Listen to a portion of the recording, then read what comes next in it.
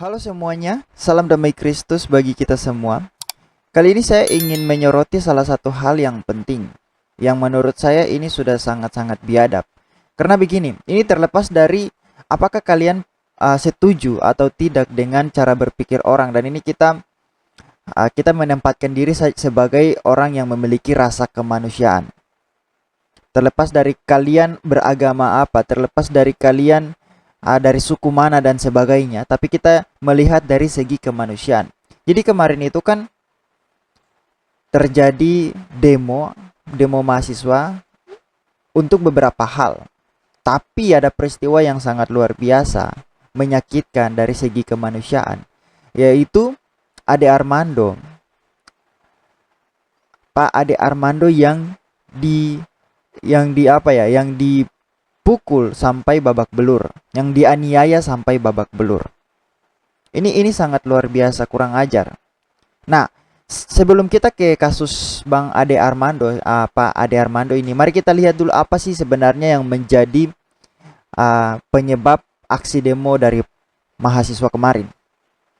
Ini saya lihat di salah satu berita Banten Raya, ini ada 6 tuntutan aksi demo mahasiswa 11 April 2022, yaitu minta diturunkan Jokowi.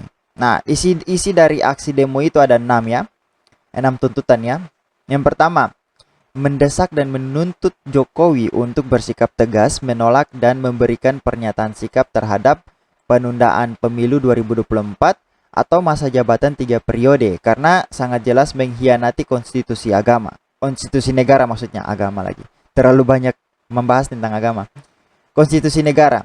Nah, lanjut yang kedua, menuntut dan mendesak Jokowi untuk menunda dan mengkaji ulang Undang-Undang IKN termasuk dengan pasal-pasal yang bermasalah dan dampak yang ditimbulkan dari aspek lingkungan, hukum, sosial, ekologi, politik, ekonomi, dan kebencanaan. Jadi tidak ada agama ya, tidak ada aspek agama. Hanya lingkungan, hukum, sosial, ekologi, dan mungkin di bagian sini ada agama tapi tidak disebutkan. Lanjut lagi, mendesak dan menuntut Jokowi untuk menstabilkan harga dan menjaga ketersediaan bahan pokok di masyarakat dan menyelesaikan permasalahan ketahanan pangan lainnya. Yang keempat, mendesak dan menuntut Jokowi untuk mengusut tuntas para mafia minyak goreng dan mengevaluasi kinerja menteri terkait.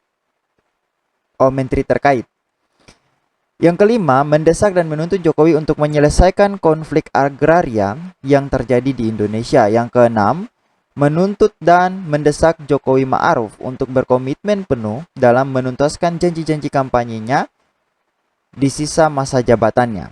Nah, itu beberapa poin, 6 poin yang menjadi tuntutan dari aksi demo mahasiswa 11 April kemarin. Nah, Ade Armando itu adalah salah satu orang yang mendukung dari berita ini ya. Kalau saudara-saudara kita simak dulu video dari Eko Kuntadi ini. Kalau orang waras, mungkin sekarang dia lagi kebingungan melihat fenomena demonstrasi mahasiswa. Yang namanya demonstrasi kan ada tuntutan dong. Pasti mereka terjun ke jalan untuk menuntut sesuatu agar dibatalkan, agar diluluskan dan segala macam itu. Nah, apa tuntutan demonstrasi saat ini? Katanya yang lagi rame adalah mereka menolak isu perpanjangan masa jabatan presiden dan isu 3 periode. Tuntutannya itu sampai gila-gilaan mereka teriak. Mereka tahu gak sih? Pak Jokowi itu udah 5 kali nolak. 5 kali. Bahkan yang pertama dia bilang perpanjangan atau 3 periode itu, usulan 3 periode itu cuma cara untuk menampar muka saya. Jadi Pak Jokowi sendiri, presiden sudah menyatakan penolakan secara tegas dan itu dikatakan berkali-kali sampai 5 kali. Yang terakhir kemarin. Itu yang pertama. Kenapa ya mereka masih demonstrasi? Nah, gue nggak tahu deh. Mungkin karena ada usulan-usulan yang dicetuskan oleh ketua-ketua partai kayak Mohaimin, kayak Erlangga atau kayak Zulkifli Hasan, mereka menyampaikan aspirasi bahwa ini mau ada 3 periode, dan sekali lagi itu ditolak oleh Pak Jokowi. Posisi menolak 3 periode itu sama. Gua juga melakukan penolakan dengan statement-statement di YouTube misalnya. Setahu gua, Denny Siregar juga punya pandangan yang sama, nggak setuju kalau ada masa perpanjangan presiden, pemilu ditunda, atau 3 periode. Bukan cuma gua dan Denny, Ade Armando adalah orang yang setahu gua paling keras menentang usulan 3 periode, usulan perpanjangan, dan lain-lain. Artinya, posisi Ade Armando ini clear, sama seperti pikirannya mahasiswa yang lagi demo-demo itu, sama seperti pikirannya Jokowi yang sudah menolak dari awal. Clear. Makanya ketika mahasiswa lagi demo-demo itu, Bang Ade santai aja. Karena memang aspirasinya sama. Oh iya, sama-sama ya. Kita mau nolak 3 periode, kita mau nolak perpanjangan. Bang Ade datang ke Senayan. Rupanya, ini rupanya, mereka-mereka yang demo itu nggak penting bahwa apa yang mereka aspirasikan. Mereka hanya mau demo saja. Nggak penting usulan bahwa ada teman yang punya aspirasi sama. Pada sekali waktu mungkin aspirasi Bang Ade, aspirasi gua, aspirasi Denny, aspirasi mahasiswa berbeda-beda. Tetapi pada isu ini aspirasinya sama. Kita sangat menolak presiden 3 periode karena melanggar undang-undang, dan kita sangat menolak perpanjangan masa jabatan presiden karena melanggar undang-undang dasar, dan itu sikap kita dari awal.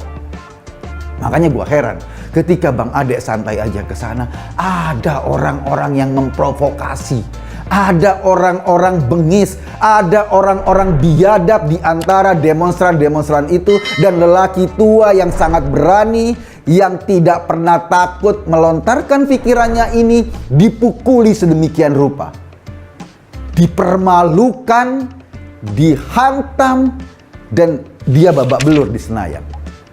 Saya mikir, ada ribuan sarjana yang lahir dari tangan Ade Armando, karena Ade Armando sepanjang karirnya adalah selain sebagai wartawan, dia juga sebagai dosen komunikasi. Ada ribuan ahli yang lahir dari tangannya. Ada ribuan mahasiswa yang sampai sekarang masih mencerucup ilmu Ade Armando, ilmu pengetahuan dari mulutnya Ade Armando. Tetapi ada orang-orang biadab di DPR yang memperlakukan seorang Ade Armando seperti mereka memperlakukan pencoleng. Ini luar biasa. Apakah perilaku mereka akan membuat orang-orang lain takut sehingga kemudian bungkam? Oh enggak. Justru karena perilaku Anda seperti itu, justru karena kebiadaban Anda seperti itu, Anda semua harus kami hentikan. Karena kami tidak mau Indonesia dipimpin atau dikuasai oleh orang-orang seperti Anda. Kita tidak akan pernah berhenti. Hari ini mungkin Bang Ade Armando, kita nggak tahu ke depannya. Tapi jangan pernah berpikir kita berhenti menyuarakan kebenaran. Jangan pernah berpikir kita takut melawan Anda. Kita ingin berbangsa dengan baik, menyampaikan aspirasi dengan baik, menyampaikan pikiran-pikiran kita dengan baik, dan kita menghargai demokrasi. Kenapa kita selalu berteriak? Karena kita tidak mau bangsa ini digiring menjadi barbar dan biadab. Lihat perilaku Anda menggiring bangsa ini menjadi barbar dan biadab. Kami akan terus berdiri dan menyuarakan agar kita semua tidak terperosok oleh kebiadaban yang Anda tawarkan, yang Anda agung-agungkan. Entah atas nama agama, entah atas nama demokrasi, entah atas nama mahasiswa, kita tidak melihat ada kebaikan dalam demo-demo Anda sekarang. Kenapa? Yang tadi, tuntutan 3 periode saja, Pak Jokowi sudah tidak setuju dengan 3 periode. Terus apa lagi yang mau didemo? Soal apa? Harga BBM naik. Halo, lo tahu nggak kenapa BBM naik? Karena serangan Putin ke Ukraina yang menyebabkan pasokan BBM terhambat, pasokan minyak mentah terhambat, dan akibatnya harga BBM dunia naik. Bukan cuma Indonesia, Terus lo demo Jokowi kenapa? Yang harusnya lo demo adalah Putin. Yang harusnya lo demo adalah orang-orang yang membuat perang itu, bukannya Pak Jokowi. Kenapa? Karena nggak ada hubungannya. Ini hubungan sebab akibat. Lo belajar ekonomi nggak sih? Terus apalagi soal minyak goreng. Oh, kan harga minyak goreng naik. Ini sekali lagi karena harga CPO atau bahan bakar minyak goreng itu naik. Makanya harga minyak goreng naik. Bagaimana cara mengantisipasinya? Cara mengantisipasinya adalah dengan subsidi. Dan pemerintah sudah keluarkan subsidi langsung kepada 20 juta rakyat Indonesia. Satu orang dapat 300.000. Kalau rata-rata harga minyak goreng naiknya 5.000 1 liter, berarti 300.000 itu ada sekitar 60 liter yang disubsidi. Kalau lo makan minyak goreng satu keluarga 1 liter per bulan, berarti ada 60 bulan yang disubsidi. Terus masalah lo di mana? Itu. Yang ketiga, harga-harga naik. Bro, ini menjelang puasa, bro. Ini menjelang lebaran. Kemarin-kemarin juga waktu zaman Rekiplik menjelang puasa, menjelang lebaran, harga-harga sebagian naik. Tapi kalau lo perhatikan, lo belajar ekonomi, coba lihat angka inflasi kita. Itu gambaran umum berapa harga-harga naik. Inflasi Oke, jadi itu adalah poin-poin yang dimana menjadi persoalan dalam demo kemarin. Salah satu yang paling penting yaitu tentang usulan 3 periode yang sebenarnya juga sudah ditolak oleh presiden sendiri. Dan beberapa hal lainnya yang dikemukakan tadi berkaitan dengan berita yang kita lihat ya. 6 tuntutan aksi demo mahasiswa 11 April 2022. Dan itu sudah disetujui seperti dari dikatakan oleh rekannya Ade Armando, Pak Ade Armando yaitu Eko Kuntadi, bahwa beliau Ade Armando ini juga itu setuju karena itu melanggar konstitusi negara. Jadi beliau setuju dengan tidak ada 3 periode. Lalu apa masalahnya sampai orang-orang seperti orang-orang yang bertolak belakang atau saya tidak tahu sebutannya apa. Intinya apa masalahnya dengan mereka yang mengeroyok Ade Armando ini? Apa masalahnya? Bukankah Ade Armando setuju dengan demo itu? Masalahnya adalah bukan politik. Masalahnya bukan politik, tetapi apa? Agama. Kita tahu bahwa Ade Armando itu salah satu orang yang sangat sangat gencar-gencarnya untuk mengkritisi cara berpikir yang radikal mengenai agama. Bahkan beberapa video dari Ade Armando itu dia juga mengkritisi tentang Alkitab. Tentang Alkitab karena membuat perbandingan antara Alkitab dengan Al-Quran dilihat dari kasus Pak Saifuddin Ibrahim yang mengomentari 300 ayat Quran bernuansa kekerasan. Jadi dia juga memberikan beberapa komentar tentang Alkitab. Dan itu juga sudah dijawab oleh saudara-saudara kita yang Kristen, para apologet Kristen, itu juga sudah dijawab dengan sangat baik. Tapi permasalahannya di sini adalah orang-orang yang berbeda paham, yang selalu menyatakan bahwa Ade Armando, padahal Ade Armando ini adalah Islam juga, tapi orang-orang yang berbeda paham dengan Ade Armando yang juga Islam, mereka itu sangat membenci Ade Armando. Sampai peristiwa kemarin dia dianiaya oleh orang-orang yang ada pada demo itu.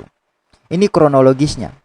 Kita lihat ya, kronologis ini saya ambil dari Tribun News. Kronologi pengeroyokan Ade Armando oleh massa di depan gedung DPR RI. Bermula dari hal ini. Jadi saudara-saudara sudah lihat ya bahwa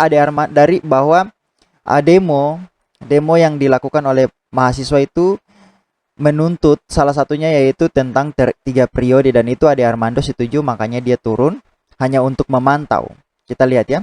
Pegiat media sosial sekaligus akademisi Universitas Indonesia, Ade Armando menjadi korban luka-luka dalam kericuhan pengunjuk rasa di gedung DPR RI. Dalam sebuah video yang diterima, Ade mengalami kejadian mengenaskan. Wajahnya dipenuhi darah dan dia tampak tidak mengenakan celana. Ade kini tengah dirawat dalam gedung DPR RI dengan penjagaan ketat dari kepolisian. Belum diketahui secara persis penyebab pengeroyokan Ade Armando. Namun berdasarkan potongan-potongan video yang beredar dapat terlihat kronologi pengeroyokan Ade Armando. Ade Armando sebelumnya mengakui hadir mendukung aksi yang dilakukan rekan-rekan mahasiswa di gedung DPR. Kita lanjut lagi. Ade datang dengan menggunakan kaos berwarna hitam. Ia mengaku mendukung aksi mahasiswa jika dituntut penolakan perpanjang masa jabatan 3 periode. Saya tidak ikut demo, tapi saya mantau dan saya ingin menyatakan mendukung. Itu kata Ade Armando. Kita lanjut ke yang halaman selanjutnya. Di tengah obrolan, Ade Armando didatangi sekelompok orang, diantaranya adalah ibu-ibu. Ibu-ibu tersebut lalu meneriaki Ade Armando sebagai munafik, buzzer, dan lain-lain. Ade Armando tidak terima dengan tudingan-tudingan itu, mempertanyakan alasan serangan itu. Situasi memanas. Ade Armando mulai dikerubuti sejumlah orang. Beberapa orang di sekitar mencoba menyelamatkan Ade Armando dan menjauh dari kerumunan tersebut. Namun di tengah jalan, masa yang tidak diketahui dari mana tersebut memulai memukuli Ade Armando. Akibat aksi kekerasan itu, Ade Armando babak belur, celananya bahkan hilang.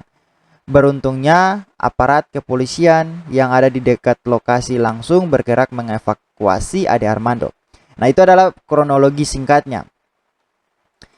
Dan saya mencoba mencari beberapa berita, gambar. Nah, ini yang saya lihat. Ini ada beberapa gambar yang saya lihat. Saudara perhatikan. Ini wajah-wajah orang yang diidentifikasi dalam pemukulan Ade Armando. Ini adalah wajah beberapa orang. Dan ada salah seorang, lihat, saudara perhatikan. Saya mungkin harus ini dulu. Ini terlepas dari apa agamamu ya. Apakah kamu setuju dengan apa yang dilakukan oleh Ade Armando? Terlepas dari itu. Terus ada satu lagi. Ini. Ini kalau saudara-saudara perhatikan di video ini ada seorang ibu juga yang nampaknya tidak suka dengan kehadiran Ade Armando, dan saya sempat menonton video itu. Juga ibu ini juga meneriaki Ade Armando dengan suara yang sangat sinis ya kalau tidak salah. Jadi saudara lihat, ini adalah pelaku-pelaku dari pemukulan Ade Armando. Terlepas dari apa agamamu, kita berbicara soal sisi kemanusiaan saja lah. Kalau misalnya kalian tidak setuju untuk berbicara agama, apakah kalian hidup di Indonesia, di negara yang memiliki hukum ini? Kalian bebas melakukan segala sesuatu, hanya untuk membela satu ideologi yang kalian anggap itu benar. Lalu apa menjadi bayaran bagi kalian untuk ideologi itu? Apakah hidup kalian akan sejahtera? Oh ya, lupa. Kalau misalnya kita berbicara dari segi kalian, orang-orang yang membela agama, ya mungkin kalian akan mendapatkan bidadari. Itu pun kalian belum pasti apakah betul mendapatkan bidadari. Coba kalian pikir baik-baik. Jika suatu ideologi membuat pikiran kalian, membuat akal sehat kalian turun drastis, bahkan bisa menjadi seekor hewan yang tidak bisa dikontrol emosinya, yang tidak memiliki akal sehat, apakah itu adalah ideologi yang baik? Coba cerna dengan baik. Itu kita bicara soal, kita lihat dari sisi kemanusiaan dulu. Karena kalau misalnya kita lihat dari sisi kemanusiaan, seorang manusia yang memiliki akal sehat, memiliki pikiran, tidak akan punya pikiran untuk melukai orang lain. Untuk melukai orang lain sedemikian rupa. Bahkan orang ateis pun, saya rasa ya, orang ateis pun masih lebih baik dibandingkan orang beragama. Karena kemungkinan bagi mereka kemanusiaan itu lebih penting. Kemanusiaan itu lebih penting. Untuk apa beragama? kalau agama itu membuat kalian menjadi brutal. Agama itu membuat kalian menjadi brutal, memandang musuh kalian sebagai orang yang patut dihajar, yang patut dibunuh, bahkan sampai dibunuh ya. Nah, saya bahkan membaca komentar-komentar di beberapa berita. Di salah satu berita TV One News itu mengatakan seperti ini. Dia itu, maksudnya di sini adalah Ade Armando ya, dia itu pantas digituin. Malah harusnya lebih dari itu. Lihat, saudara-saudara, bayangkan. Lihat lagi ya, kita baca lagi. Semoga anak-anakku mahasiswa selalu dilindungi oleh Allah Subhanahu wa taala, karena di tangan kalianlah kelak negeri tercinta ini kami serahkan. Saya nggak tahu apa maksudnya. Lanjut lagi. Semoga panjang umur dan sehat selalu buat mahasiswa seluruh Indonesia. Kita lanjut lagi. Seharusnya orang yang kebal hukum itu harus hati-hati keluar rumah, takutnya bertemu dengan pengadilan jalanan. Lanjut lagi, semoga mahasiswa sehat selalu dan seterusnya. Inilah imbas dari hukum yang tidak tegas dalam menindak mulut busuk dan kemunafikan. Lihat, akibat kebal hukum, kini hukum alam dan hukum jalanan dan seterusnya. Jalanan yang berjalan. Bangga deh sama mahasiswa, kali bisa mengawal Ade agar tidak terinjak-injak. Bravo mahasiswa. Agar tidak terinjak-injak, saya tidak tahu maksudnya apa. Sudah dipukuli itu kah wujud dari mahasiswa. Mahasiswa tidak memiliki otak seperti itu. Ketika kebal hukum tapi tak kebal boge mentah, itulah cara terbaik. Syukur alhamdulillah. Terima kasih adik-adik mahasiswa sudah mewakili kami dan rakyat Indonesia. Wow, luar biasa orang-orang yang kontra dengan Ade Armando. Luar biasa perilaku mereka, luar biasa kebencian mereka terhadap Ade Armando.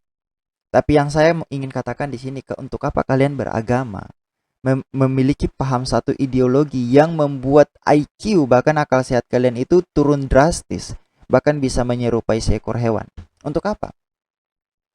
Kita lepaskan dulu untuk hal-hal seperti ini, kita lepaskan dulu apa agamamu, apa sukumu. Tapi kita lihat dari segi kemanusiaan, apakah itu manusiawi?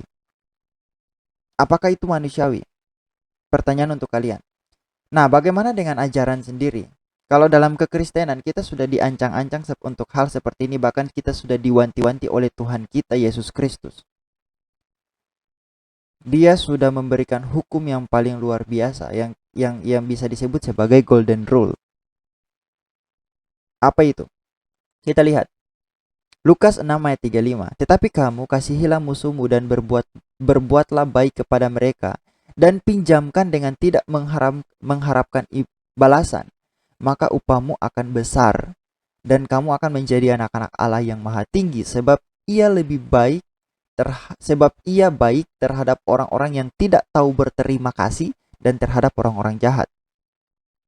Itu yang pertama, itu perkataan Yesus Kristus yang pertama. Nah, yang kedua, kita lihat lagi. Tetapi aku berkata kepadamu, kasihilah musuhmu dan berdoalah bagi mereka yang menganiaya kamu. Matius 5 ayat 44. Masih lanjut lagi. Yohanes 15 ayat 17. Inilah perintahku kepadamu, kasihilah seorang akan yang lain. Bahkan ada perintah kasihilah sesamamu manusia seperti dirimu sendiri. Itu perintah yang golden rule yang sangat luar biasa. Itu sangat manusiawi, golden rule yang sangat manusiawi. Kita disuruh untuk mengasihi sesama manusia karena kita adalah sesama manusia. Bukan berperilaku seperti orang-orang yang menganiaya Ade Armando. Tidak, bukan berperilaku seperti demikian. Kita lanjut lagi. Ini adalah surat dari Rasul Paulus yang selalu dituduh oleh para polemikus muslim menyelewengkan ajaran Kristus. Tapi apa yang dia katakan? Kasihilah sesamamu manusia seperti dirimu sendiri. Dia mengutip apa yang dikatakan oleh Yesus Kristus. Kasihilah sesamamu manusia seperti dirimu sendiri. Galatia 5 ayat 14. Lanjut lagi. Roma 12 ayat 17. Janganlah membalas kejahatan dengan kejahatan. Lakukanlah apa yang baik bagi semua orang. Lihat. Janganlah membalas kejahatan dengan kejahatan. Kamu memang Boleh tidak setuju dengan orang lain, boleh tidak setuju dengan pemikiran orang lain, tetapi kamu tidak punya hak untuk menghakimi dia, menghakimi secara fisik. Kamu tidak punya hak untuk menganiaya dia. Karena apalagi kita sadar bahwa kita hidup di negara yang memiliki hukum. Kita hidup di negara yang memiliki hukum. Biarlah hukum yang berbicara, biarlah hukum yang melakukan apa yang semestinya dilakukan. Bukan dengan cara penganiayaan, dengan cara main hakim sendiri dan seterusnya.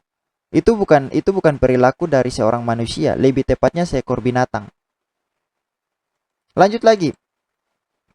1 Tesalonika 5 ayat 15. Perhatikanlah supaya jangan ada orang yang membalas jahat dengan jahat, tetapi usahakanlah senantiasa yang baik terhadap kamu masing-masing dan terhadap semua orang. Jadi sekali lagi saya ingin katakan kepada saudara-saudaraku yang menyimak video ini, jika suatu ideologi membuat IQ, bahkan membuat akal sehat kalian itu turun drastis, bahkan bisa menghalalkan segala cara untuk menganiaya orang yang berbeda paham dengan kalian, saran saya, tinggalkan paham seperti itu, tinggalkan ideologi seperti itu, mulailah berpikir secara manusiawi. Lepaskan dulu atribut-atribut agamamu, sukumu, tapi berpikirlah secara manusiawi, berpikirlah dengan cara manusia berpikir. Bukan dengan cara hewan berpikir, bukan dengan cara binatang berpikir. Karena binatang dan hewan itu tidak memiliki pikiran. Oke? Itu saja yang ingin saya bahas hari ini. Semoga saudara-saudara yang menyimak video ini, bagi mereka yang memiliki akal sehat, dapat terus mempertahankan akal sehat yang selalu digaung-gaungkan oleh Ade Armando. Dan kita sangat mengutuk perilaku main hakim sendiri seperti yang dilakukan kepada Ade Armando. Dia mengkritisi kalian berbeda paham dengan kritikannya, tetapi kalian tidak punya hak untuk main hakim sendiri. Kita punya negara adalah negara yang berkonstitusi, negara yang memiliki undang-undang. Jadi biarkanlah undang-undang itu yang mengadili orang yang memang dinyatakan bersalah. Kita jumpa di video berikutnya. Tuhan Yesus memberkati.